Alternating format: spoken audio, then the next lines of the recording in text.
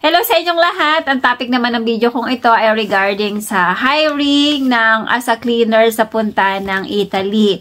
Ngayon, ang location ay Rome and Florence area din.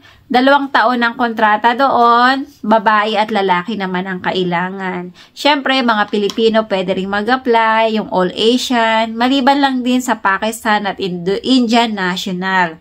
Ang mga kailangan ay 30 person.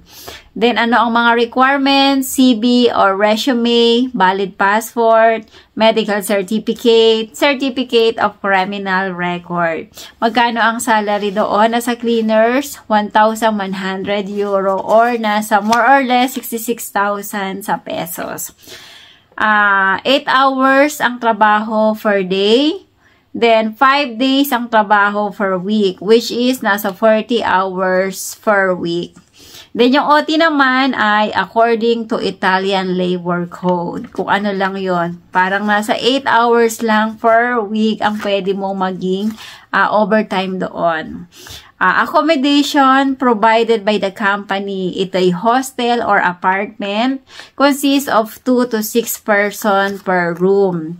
Don't expect na libre ang accommodation. Yung meals din ay provided by the company. Kaya lang, hindi ko sigurado kung ito ay libre or hindi. Don't expect free.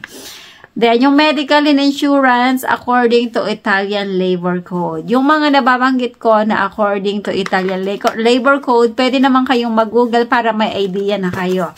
And then, syempre, once na mag-a-apply na kayo, i-discuss din sa inyo ito. Either kung hindi yung mag-aasikaso ng inyong documents, ay yung employer nyo na ang magdi-discuss sa inyo once na kayo talaga ay mag-a-apply.